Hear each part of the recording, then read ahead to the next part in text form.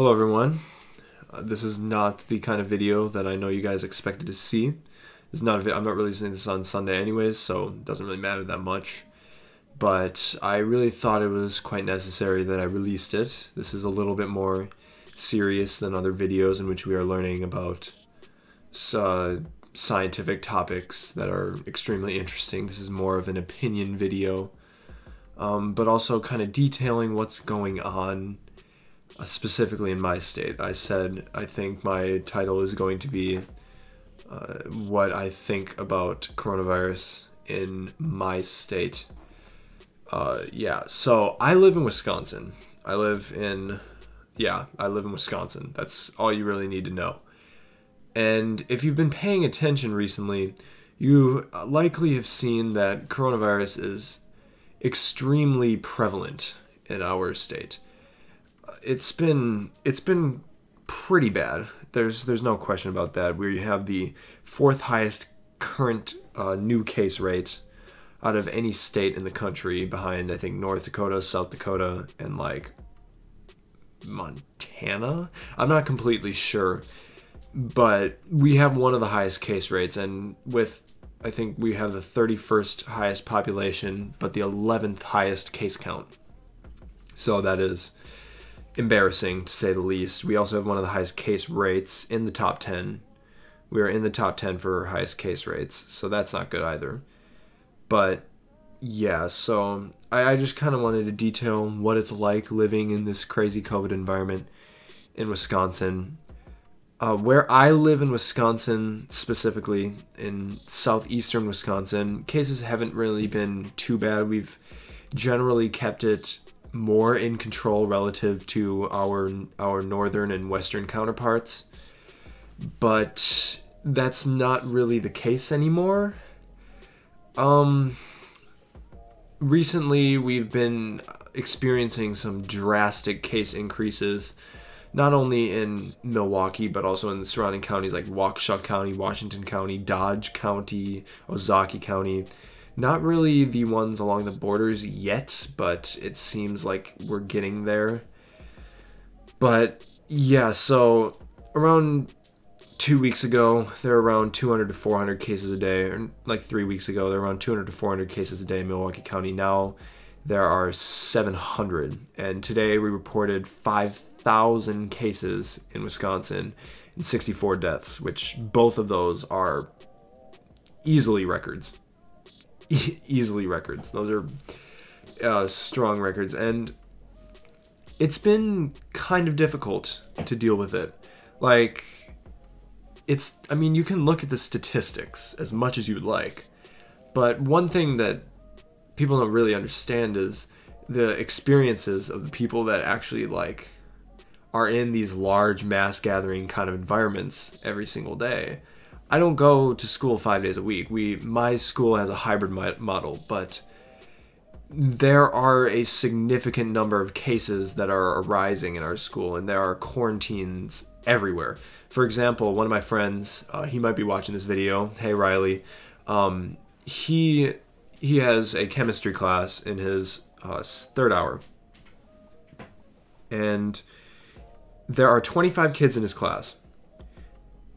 15 of them are in quarantine right now because there was a party, and apparently there was a party, and again, a bunch of people got infected, because this is what happens when you go to a party and you don't social distance, wear a mask, or even care to wash your hands. So that's obviously not great. And in my classes, I see there are a bunch of people that went home on quarantine, but I don't personally know anyone in my classes who have had COVID yet. So I've been one of the lucky ones, but like even in my sister's class, within like the first week of school, there was a teacher that had COVID. Like one of her teachers had COVID. So it's kind of a trade-off, I guess. It has been extremely interesting what has happened in our schools. Like, you really have to be in our schools to kind of understand. Like, you really have to be in school to actually understand like how unusual it is. Like, first, most of you guys, if you're an adult, you probably work in an environment in which there are not more than 100 people in the building at once. So even if you work at like Home Depot, there aren't going to be 100 people in the building at once. But if you work at like a small branch or an office, you probably only work like in a 10 to 20 person environment. So you don't really have to worry as much about quarantines and all that crazy stuff. But even with half the school and the other hybrid, like on the other category for hybrid, so we go to school on Monday, Tuesday, sometimes Wednesday, and the other group goes to school on Thursday and Friday, sometimes Wednesday. And even with all them gone and with the virtual option at our school, there are 500 kids and 100 teachers. So we have 600 people at our school on all days. And considering most of the teenagers, considering with where I live specifically, and also with the irresponsibility of my fellow peers, it is fairly obvious that it's kind of a struggle continuing on this hybrid model. Now, the hybrid model has worked as of yet, but cases are beginning to rise. Quarantines are beginning to rise. They just went full in school for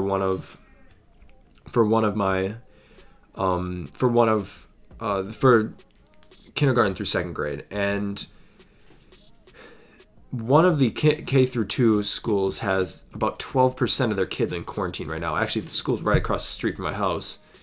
And it's kind of difficult to deal with because we do a lot as a school. We do a lot as a school district to try to like mitigate this. I mean, for example, not too long ago, they implemented this ventilation system that was apparently supposed to do a bunch of cool things that would basically just kind of disinfect the air, which I thought was kind of cool, but I don't know if it's actually worked really, but I hope it does, of course. Now, you do have to be in in school to actually kind of understand where I'm coming from here. Like, it's not too bad at our school. Like, compared to the schools around us, we've had it very well. We were one of the only schools in our area to actually do a hybrid model. Most schools in our area actually did full in school, and Milwaukee County, they did virtual, of course, because it's Milwaukee. There are 1 million people literally in the county alone, so they obviously are gonna do virtual. And there's like, I think there's like 45,000 cases there, so it's not. It makes sense. Let's just say it that way. But around here, most of the schools went full in school. I live in a very conservative region of my state, like extremely conservative, and we were really quick to reopen schools. A lot of people around me think it's like a hoax, and they're very extremist with it, and I think it's kind of pathetic personally. But yeah, so everyone went in school, and it worked for like 2 weeks. We've been in school for like a month and a half now, and almost every single one of the schools that were full in school are virtual now. Almost every single one. Our neighboring school district, it just went virtual a week ago. Some of the northern Milwaukee County school districts went virtual. The Waukesha, I don't know if Waukesha went virtual, but I'm pretty sure Wocki went virtual. Like a lot of places around where I live.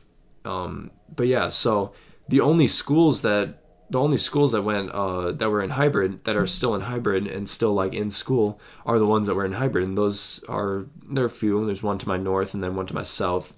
There's one school district. Yeah, there's one school district to my south and there's one to my north. And so far we've done all right. There's no indication that we'll be going virtual. I really hope we don't. I cannot live with going virtual again. I can't really say why, but I had a very horrible experience with virtual. That, I mean, I don't want to be one of the people that's like, oh, my life is so much worse than yours, but I would say my experience with virtual was far more dire and horrible than most. I really, I'm not talking, not in terms of schooling, but I just struggled socially and other things, of course. So I really don't want to go virtual again. There's no indication that we will right now, but I'm actually quite nervous that we will. There are just so many cases. Like even in the county I live in, we're reporting 300 to 400 cases every single day. And that worries me a lot because we don't have that many people in our county. And I mean, it's just, it's scary. I'm not really worried about getting it. I'm worried about going virtual. I don't care about getting COVID because I likely will survive. And yeah, but I don't want to give anyone else COVID. And also, I want to stay in school. I want to be in school. School is my habitat. It's my natural habitat. It is, in my modern terms, my natural habitat. So I just really do not want to go virtual personally. And I know that many of my peers feel the exact same way, at least somewhat. And the people who stayed virtual, they're not having the greatest time. They have a lot more assignments, and the Zoom call, the Google Meets that we do, they're just, it's just not the same. Like I can't maintain my attention. I'm normally doing something else. Normally I'm like watching, I'm learning about something else when I'm in the virtual. I mean, that's basically what I did last year when we were in school. So I can't really, it's not that much of a difference, but still, I go to school. I like school for the social aspect, and that is very important to me. Without school, I don't really have much of a social life. So yeah, but I mean, I'm worried about COVID because I don't want everything to shut down again. And you could call it political, but it's not political. I wouldn't say at all that it is political. I'm just really worried that we're going to go virtual again and things are going to change in my life again that I don't want to change. There are many people that agree with me. I think we need to be a little bit more severe with our mitigation standards at our school. I can't think of any methods in which we can do that, but I hope that we can figure something out because I see we are going down a bad path at my school specifically. They are indicating that we may go full in school because things are actually kind of working right now, but quarantines are going up. Cases are not going up, but quarantines are going up. So I'm just worried. I'm just really, really worried. And the thing is, that while they've indicated that we're going full in school eventually, high school, there's no indication. I'm a high schooler. There's no indication that high schoolers are going to be going back in, but middle schoolers and elementary schoolers will be at the start of the next quarter. So I don't know. I'm really incredibly worried that I'm not going to get my second quarter or anything, that they're just going to randomly go virtual. I don't think they will, but it's still very worrying. And I honestly would say that since I got into school, I became so much more cautious about COVID because I really do not want to miss school. I might actually have to miss school, but I really do not want to have to miss school. And yeah, so like I haven't really been in contact with anyone. And yeah, that's a good thing. But like I'm not a partier. I'm a pretty introverted person, and I just like to kind of stay on the low anyways.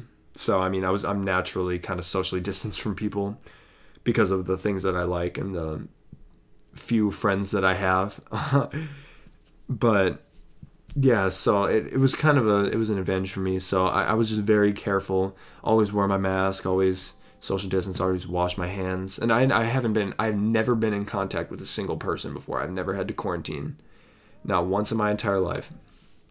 But my mom is quarantined right now because one of her employees, whom she was with for like 6 hours straight without masks on because they work at our house, he tested positive a week ago, and I'm worried that the sore throat that I'm like, I have like this little tiny indication of a sore throat, but it's not really like a sore throat. It's kind of like a dryness, like, you know, like if you drink something that's kind of like sour. I drink a lot of sour drinks. You know, when you drink something sour and your throat kind of feels dry after that, it's basically like that, and it goes away quickly. But I'm very psychosomatic, so it kind of creates it. And one thing is, like, I always feel like you always know when you're sick because it's just obvious, and when you think you're sick, you're just not sick. There must be some chemical occurrence that happens. There must be some chemical event that occurs. It has to be something like that, because it seems like I know for a fact when I'm sick. But yeah, so this got a little crazy. I just really wanted to give my general opinions. I don't have a script or anything. Like, I'm literally, my current link, the thing that's open on my computer right now, there's the voice recording, and then there's Yahoo Finance. I'm looking at an article on the election. I have an investment portfolio, so I'm very worried about the election. But yeah, so that's pretty much just my thoughts. There are some other things that I am worried about, but that when it comes to COVID, like, school is the thing that I'm worried about. I could live with getting COVID. It's not the end of the world. I don't care about quarantining at all. It's just quarantining when I'm in school is just torturous to me.